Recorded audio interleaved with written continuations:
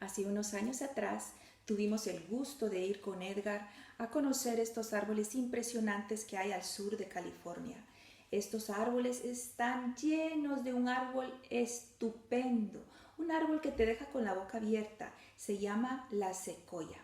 La secoya es un árbol impresionante que a veces logra medir 115 metros. Y muchos de ellos son árboles longevos porque duran hasta 2000 años.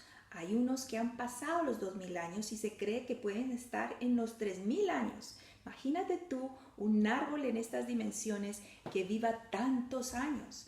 Hay árboles ahí que han vivido hasta cuando Jesús mismo estaba caminando por esta tierra. Es impresionante. Estos bosques son un patrimonio nacional, la verdad. Hace unos días atrás escuchábamos en las noticias el evento tan trágico de que hubo un incendio enorme en esos lugares y todos nos preguntábamos qué habrá pasado con estos árboles tan longevos y la destrucción que puede causar estos incendios a la flora, a la fauna. Es muy triste poder observar todo esto. Una periodista y un fotógrafo del periódico Los Angeles Times se metieron al bosque para ver cómo habían superado o no superado las secoyas este incendio. Y se dieron cuenta que muchos de ellas habían superado este trágico evento. En especial buscaban a una secoya que se le denomina la madre del bosque. Esta es la más longeva. Y oh sorpresa, cuando se la vieron delante, estaba todavía de pie y fortalecida y nos dio una alegría impresionante a todos los que amamos este árbol. Estos árboles tienen una característica muy linda y es que nunca los vas a ver solos, siempre crecen en grupos, como que se estuvieran cuidando, como que se estuvieran protegiendo y nutriendo la una a la otra. Y es impresionante verles cómo han superado este incendio. La periodista decía que ciertamente miraba en su corteza las cicatrices del fuego. Y seguramente no había sido el único fuego que ha enfrentado a través de todos estos años. Sin embargo, aunque han dejado huella, aunque han dejado una cicatriz, siguen de pie, siguen firmes y sobre todo siguen deleitándonos con su belleza.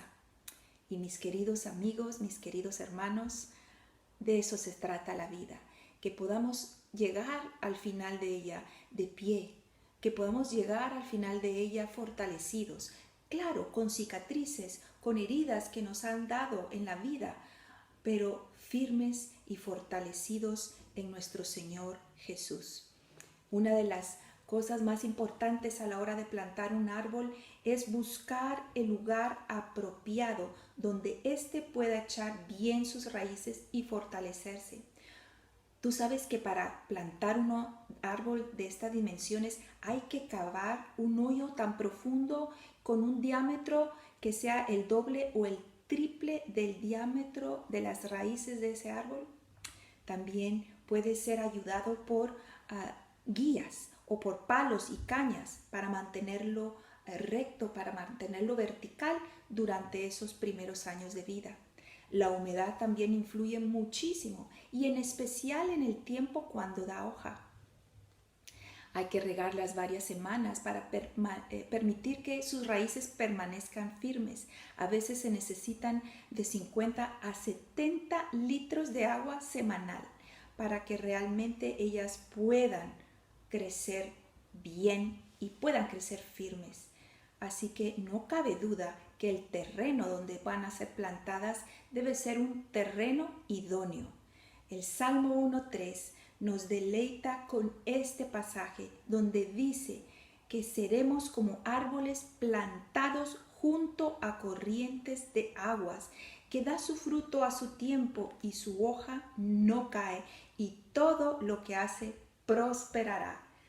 Qué precioso poder estar en un lugar junto a corrientes de agua y poder ver que nuestro fruto va a darse a su tiempo y que nuestra hoja no va a caer.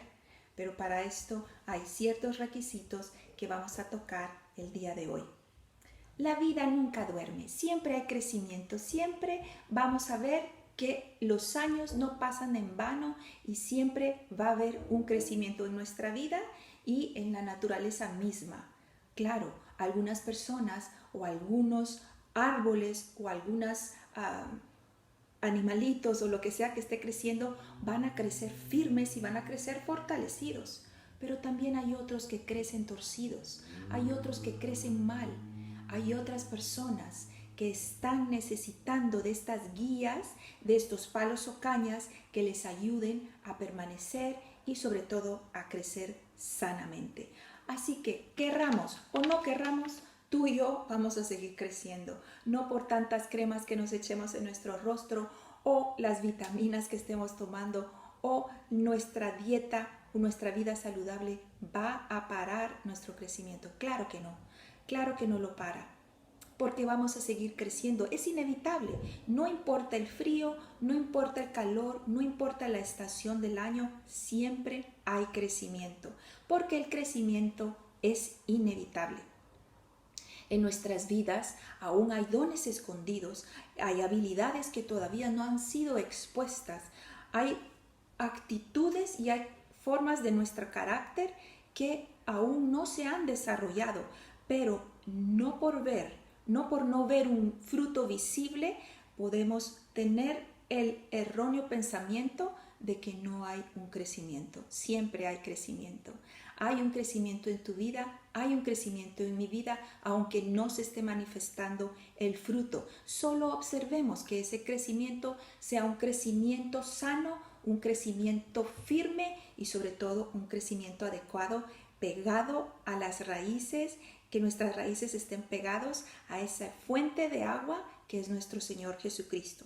Así que nuestra primera responsabilidad es permanecer en Él. Es nuestra responsabilidad permanecer en Él. Tú quieres ser un árbol, tú quieres ser ese árbol cuyas raíces estén bien firmes y no importando lo que vaya a suceder, tú vas a permanecer firme hasta el fin de tus días. Debes de aprender a permanecer en Él. Mira lo que dice el libro de Juan, capítulo 15. Dice, yo soy la vid verdadera. Este es nuestro Señor Jesús. Y mi Padre es el labrador. Todo pámpano que en mí no lleva fruto, lo quitará. Y todo aquel que lleva fruto, lo limpiará, para que lleve más fruto. Ya vosotros estáis limpios por la palabra que os he hablado. Permaneced en mí y yo en vosotros. Como el pámpano no puede llevar fruto por sí mismo, no podemos por nosotros mismos llevar ningún tipo de fruto si no permanece en la vid. Así tampoco vosotros si no permanecéis en mí. No podemos dar ningún tipo de fruto si no estamos pegados a esas fuentes de agua que corren y que están ahí para que estemos nosotros listos para ser sembrados ahí y permanecer ahí. Luego en el versículo 5 dice, yo soy la vid, vosotros los pámpanos. El que permanece en mí y yo en él, éste lleva mucho fruto. No hay más claridad en ello, porque separados de mí nada podéis hacer. El que en mí no permanece será echado fuera como pámpano y se secará, y lo recogen y los echan en el fuego y arden. Pero si permanecéis en mí y mis palabras permanecen en vosotros, pedid todo lo que queréis y os será hecho. En esto es glorificado mi Padre, en que llevéis mucho fruto. ¿Quieres darle gloria a Dios? Da mucho fruto. ¿Quieres ser un motivo de alabanza para el Señor? Demos mucho fruto y seáis así mis discípulos. Es la marca de todo discípulo. Si tú quieres ser un discípulo del Señor, tienes que estar listo para dar mucho fruto. Como el Padre me ha amado, así también yo os he amado. Permaneced en mi amor. Si guardareis mis mandamientos, permaneceréis en mi amor. Permanecer en su amor. así como yo he guardado los mandamientos de mi Padre y permanezco en su amor. Es una constancia, es algo persistente que debe de haber en nuestras vidas, el permanecer en sus mandamientos, en su palabra, permanecer en él para luego dar mucho fruto. Y muchas veces nosotros queremos ver fruto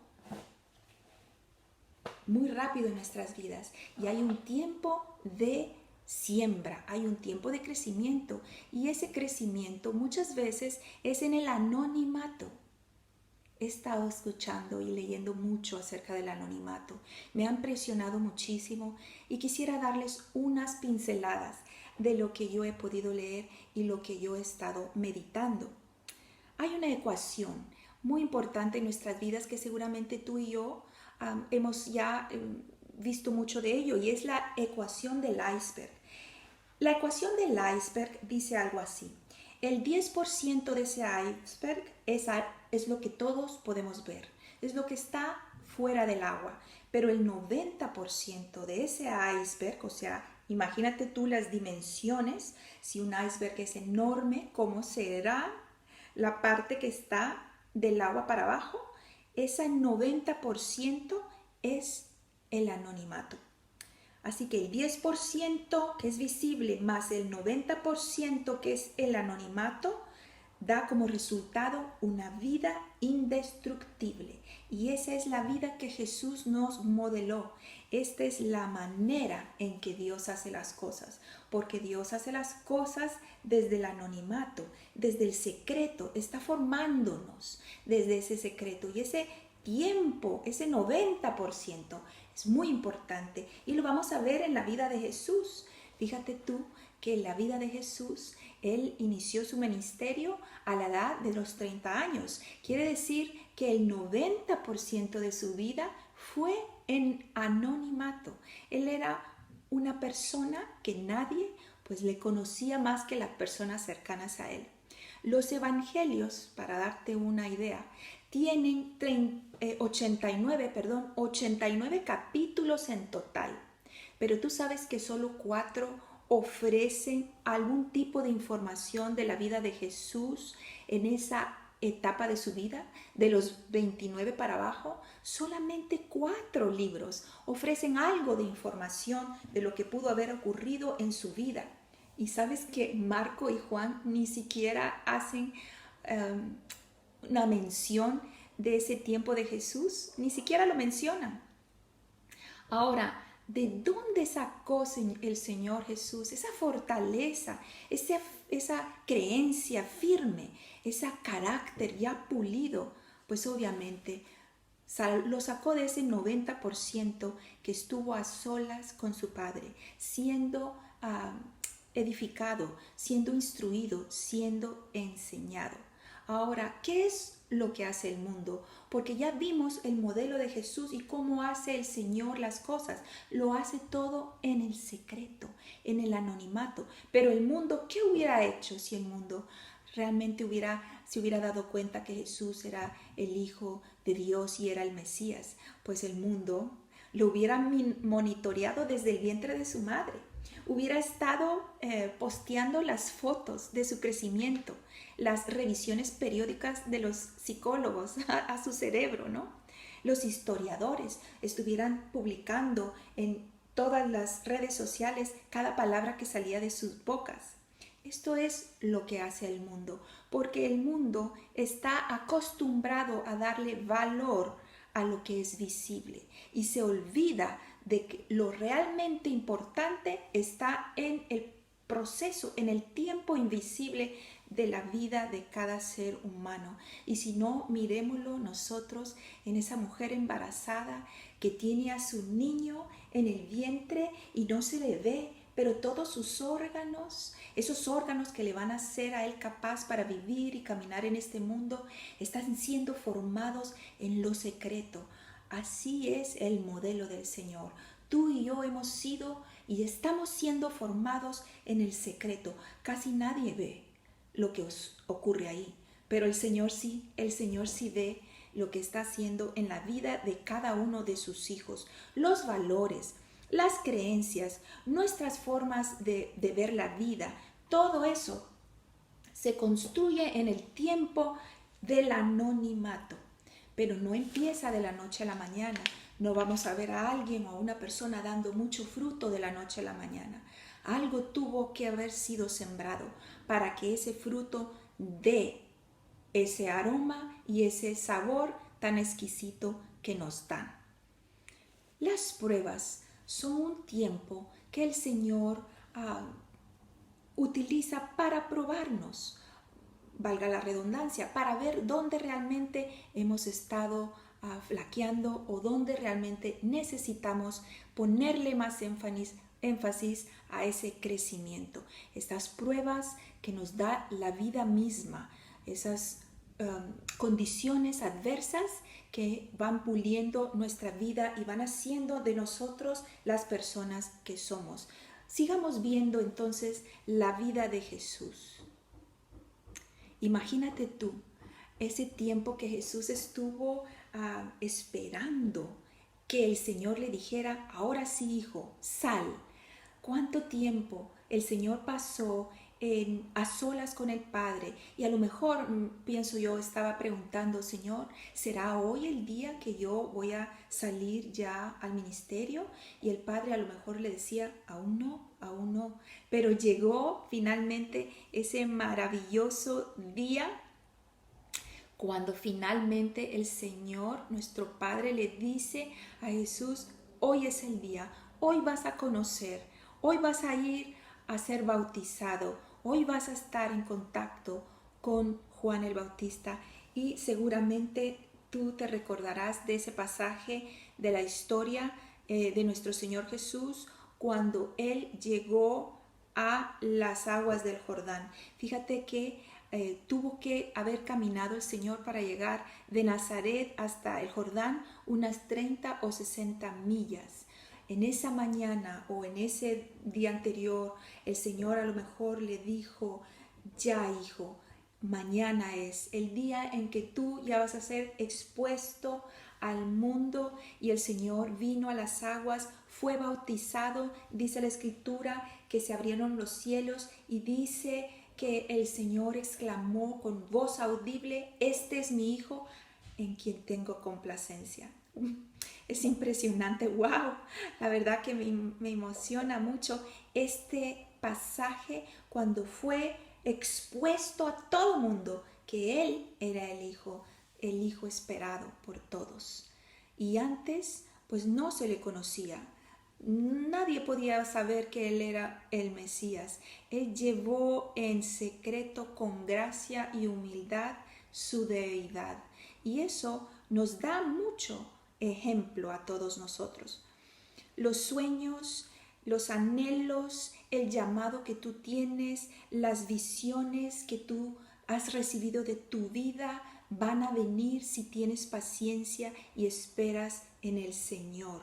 El anonimato es el mejor lugar para que nuestro carácter sea formado y para que podamos tener la suficiente fortaleza para hacerle frente a ese llamado que tú y yo tenemos. Yo te animo que tomes un tiempo en el Señor para escribir ese llamado que el Señor tiene para ti, porque no vamos a pensar que no tenemos llamado por no ser llamados al ministerio, por no ser llamados a ser pastores o evangelistas o ministros. Tú y yo tenemos un llamado, aunque no estemos en el ministerio, por decirlo así, dentro de la iglesia. El llamado es tuyo y es para que lo lleves a cabo. Por eso te animo que tú tomes un lugar en esta semana o en el día de hoy para poder escribir y plasmar qué es el llamado que tú sientes que el Señor te está dando ahí en donde estás, en el área de los negocios, en el área de algún tipo de servicio a la humanidad, en el área de un ministerio dentro de la iglesia. ¿Qué es el llamado que el Señor tiene para tu vida? Porque si tú tienes claro ese llamado, entonces vas a saber cómo poner ese llamado al servicio de nuestro Señor Jesús y dar mucho fruto, que es el fin de todos nosotros, a los que amamos a Dios. Tenemos ese fin de ser luz y de ser sal a esta tierra. Nadie que tiene este llamado va a ser inconsciente de no ser luz y de no ser sal en esta tierra. Todos queremos dar mucho fruto porque sabemos que si damos fruto vamos a estar exaltando y vamos a estar dándole honra a nuestro Dios. Así que escríbelo y encomiéndate al Señor Jesús. Ahora, ¿qué fue lo primero que pasó después de que fue el Señor ahí en medio del Jordán promovido o vamos a decir anunciado que Él era el Hijo que el Señor tenía agrado? Lo primero que pasó en la vida de Jesús, si vamos a los evangelios, es que Él fue guiado al desierto. Y eso sí que es muy duro, ¿no? Poder de repente ya salió, pero lo primero vas a ir por un desierto para ser probado. Así que esos años que tuvo el Señor Jesús preparándose a solas con su Padre, creciendo en su ser interior, le dieron como resultado la capacidad de contestar, de responder al diablo en el tiempo del desierto. Así que tengamos eso en cuenta a la hora de ser probados, porque cuando viene la prueba, que salga de nosotros todo eso que ha estado cultivándose dentro de nosotros y que nos va a dar la fortaleza para entrar a lo que es la respuesta en dicha prueba.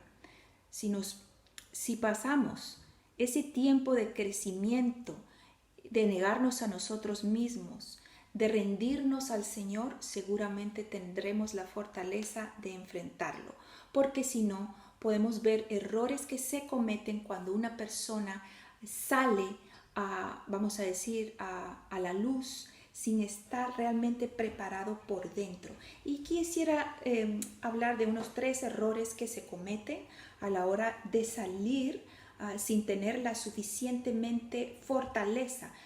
Hablo de salir a un mundo, a hacer luz y a tener cierta autoridad o al dar el fruto esperado. ¿Por qué es que las personas fallan cuando están ya en un lugar para dar fruto? Bueno, primero miremos que uno de los errores que toda persona que se le da autoridad puede tener es que no sabe manejar la autoridad. Cuando el Señor ya está listo para ponernos en un lugar para hacer luz y para hacer sal, podemos tener el error de saber manejar mal la autoridad. Y eso pasa una y otra vez. Una persona que es nueva, que se le da autoridad, muchas veces causa daño porque al tener tanta autoridad se le puede subir el ego, se le puede subir el orgullo. Y el orgullo es una de las cosas más destructivas en un ser humano. Por eso es que es importante que en el tiempo que estamos de anonimato y aprendiendo podamos ser libres de todo tipo de orgullo. Si no, miremos el ejemplo de Saúl, que cuando Saúl estaba ya de rey y empezó a desobedecer a Dios, le dijo al profeta, no, tú alábame delante del pueblo, ¿no? Quería más quedar bien delante de la gente, aunque había quedado mal delante de su Señor. Otra de los errores que pueden suceder es cuando la persona aún no ha superado sus pasiones, cuando no tiene todavía la fortaleza de negarse a sí mismo y hacerle frente a sus pasiones. Y eso lo vemos en el ejemplo de Salomón. Salomón, con toda la sabiduría que el Señor le dio, no pudo refrenar sus pasiones. Ese tiempo que tuvo para poder hacerlo, no lo hizo, sino que dio rienda suelta a todas las pasiones y entonces le trajo caos a su vida y a la vida de su familia. ¿Y cuántas veces no hemos visto a las personas en liderazgo que tienen sus pasiones desordenadas. Hacer tanto daño, primero se la hacen a ellos y también le hacen daño a sus familias, a sus organizaciones y a las personas que tienen a su lado, por no poner estas pasiones a los pies de la cruz en el tiempo del anonimato. Otro gran error que se comete es el no ser enseñables, el creer que ya lo hemos alcanzado, ya sabemos todo, ya sabemos cómo hacerlo. Y esto me trae a la historia tan triste de Roboam, que es el hijo de Salomón.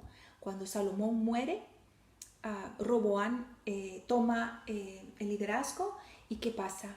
Él está pensando en qué va a hacer ahora en estos años que va a gobernar. Entonces llamó a los consejeros de su padre y les dijo, ¿qué hago? Porque me ha venido el pueblo a decir que la carga es muy pesada.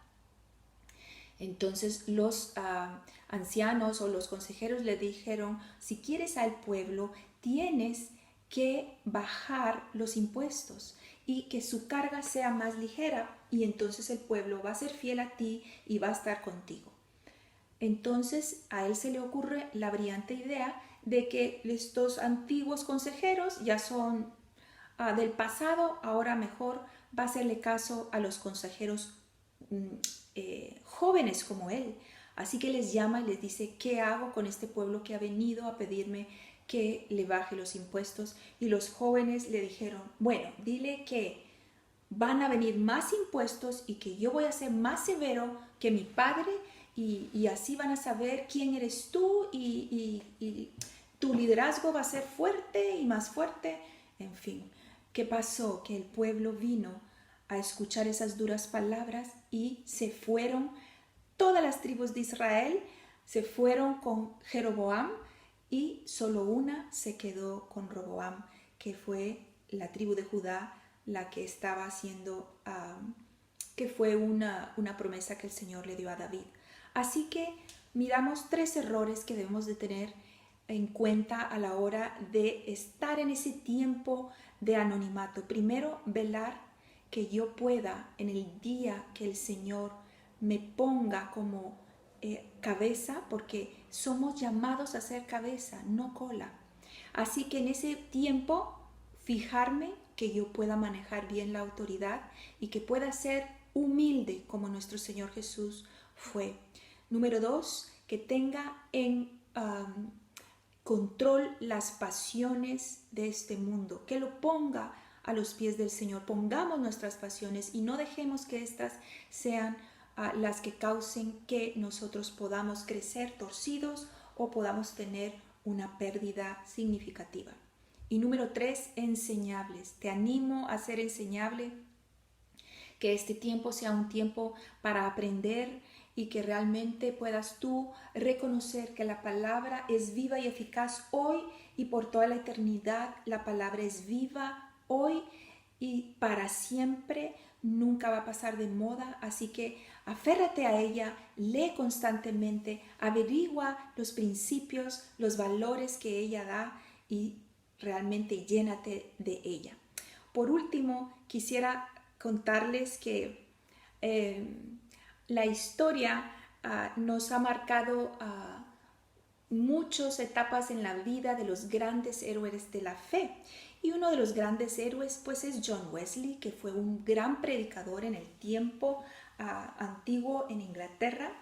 Su madre, Susanna Wesley, es una mujer que tuvo 19 hijos y 2 de ellos fueron eminentes personalidades. Está John Wesley, que fue el predicador más reconocido de las últimas eras, y está su hijo Charles, que fue un músico notable que compuso un montón de himnos que hasta el día de hoy se están cantando. Un día dice que John le pregunta a su madre Susana y le dijo, mamá, por favor, dime la definición de pecado. Y la madre se sentó con él y le dijo, hijo, y lo leo textualmente, cualquier cosa que debilita tu razonamiento, oscurece tu conciencia y empaña tu relación con Dios, robándote el anhelo por crecer espiritualmente e incrementa tus apetitos carnales, eso será pecado, no importa cuánto placer te da. Lo voy a volver a leer. Dice, cualquier cosa que debilita tu razonamiento, cualquier cosa que oscurece tu conciencia y que te empaña tu relación con Dios, robándote el anhelo por crecer espiritualmente y a la vez incrementa tus apetitos carnales, eso será pecado, no importa cuánto placer te da.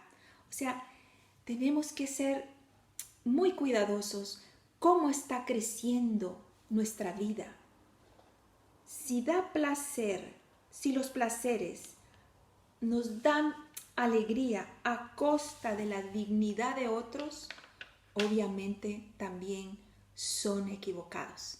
Así que vamos con todo el ánimo, a ponernos junto a las corrientes de agua y que crezcamos tan firme como crecieron esas secoyas y que todas las vicisitudes de la vida, de todas las problemas que podemos enfrentar, de todos esos incendios, lo único que nos dejen son las cicatrices de haber pasado por ahí como una marca de que lo hemos superado, para que luego podamos dar mucho fruto, porque eso, mis queridos amigos, mis queridos hermanos, es el fin de toda la vida, dar mucho fruto y glorificar a nuestro Dios a través de ello.